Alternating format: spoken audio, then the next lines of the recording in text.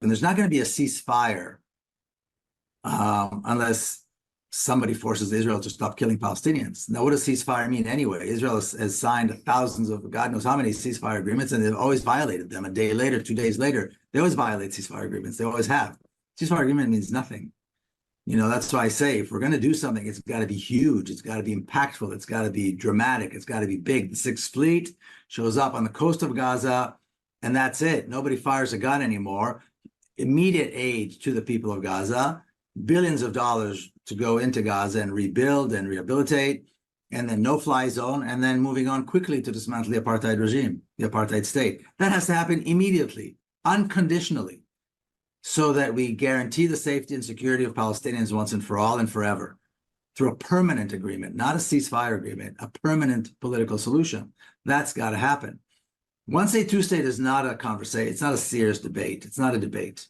It's nonsense. Two-state, anybody who still talks about two states, either completely ignorant or is lying and doesn't want to really face the truth.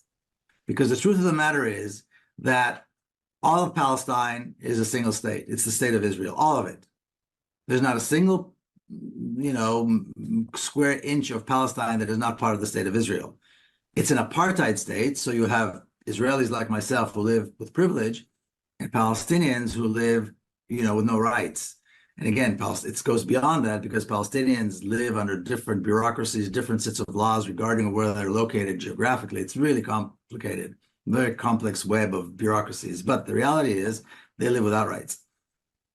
That's the reality. It's a single state. You have Israeli settlements across the street from Palestinian towns and villages and cities. That's the reality. There is no way to slice and divide the country. It's a single state. Done deal, and there's never going to be a scenario, and we have a 75-year history that shows it, where the Israeli state, the Zionist state, will ever allow the Palestinians to be recognized as a nation, as a country, and so on. And we see where this leads us. In other words, we see the apartheid, we see the genocide, we see the ethnic cleansing. These are major crimes against humanity that have been going on for 75 years. So anybody who wants to support Israel, this is it. This is it.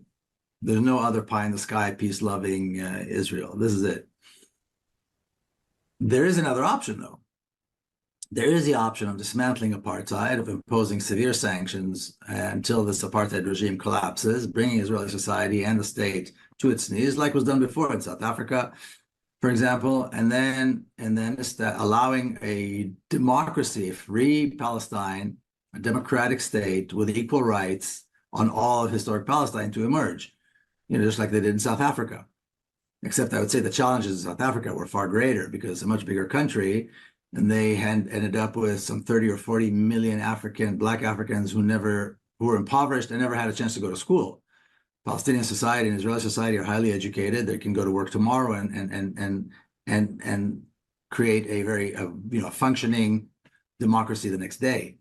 They don't need to learn, you don't need those basic tools of building schools and that sort of thing. It's already there, very highly educated communities. So if anybody wants to talk about peace, first thing you have to do is you have to dismantle apartheid. You have to end the killing of Palestinians. You have to provide safety for the Palestinian people.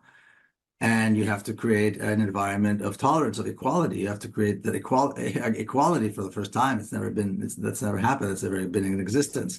And once you have a democratic state with equal rights over all of Palestine, free from apartheid and genocide and checkpoints and racist laws and so on, we can talk about peace, because the next natural thing to do, the next natural process is, or the next natural step is, peace between Israelis and Palestinians so that they can function, so that this new state can function. And I think it's a byproduct. It's inevitable. Once you do that, peace is inevitable, because now these two nations are living in a democracy where they share the responsibilities and they share the benefits.